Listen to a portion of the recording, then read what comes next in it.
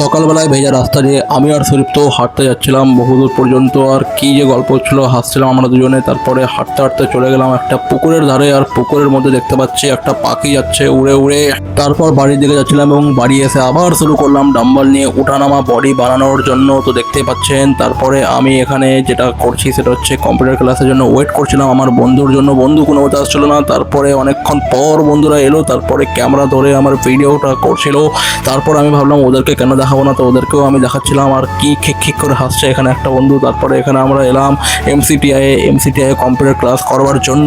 কিন্তু অবাক করা দৃশ্য, এখানে আসতে না আসতেই মমতা দিদি কি ভাষণ দিচ্ছিল। তারপরে এখানে একদম আশেপাশে সব জায়গায় আমি দেখালাম যে অন্যরা আবার দেখে না তো মমতা দিদির ভাষণ, নাহলে কিন্তু এখানে রাজনীতির সমস্যা হয়ে যেতে পারে। তারপরে এখানে চলে আসলাম চায়ের দোকানে চা খাচ্ছিলাম এবং তারপরে আবার বাড়ি থেকে যাচ্ছিলাম আমরা একটা রেস্টুরেন্টে, কারণ বহুদিন ধরে এই রেস্টুরেন্টে আসা হয়নি, তাই চলে এলাম এই রেস্টুরেন্টের মধ্যে।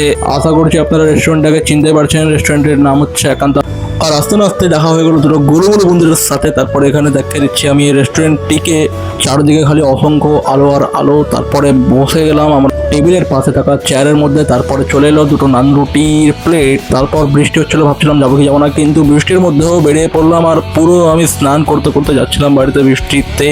তো দেখা যাক বাড়িতে গিয়ে আবার কি হয়। তো বাড়িতে গিয়ে আমাকে কোনো বকাঝকা খেতে হয়নি, ওই জন্য এটার জন্য আমি নিজেকে সান্ত্বনা পুরস্কার দিলাম। যদি ভিডিওটি ভালো লেগে থাকে তো অবশ্যই ভিডিওটিকে লাইক, শেয়ার এবং ফলো করতে কিন্তু একদমই আপনারা ভুলবেন না। আপনাদের সাপোর্টে কিন্তু আমাদেরকে এগিয়ে নিয়ে যাওয়ার জন্য উৎসাহ দেয়। তো প্লিজ আপনারা সাপোর্ট করবেন, নইলে কিন্তু কোনো রকমভাবে আমি ভিডিও বানাতে পারবো না। তো প্লিজ সাপোর্টটা করবেন।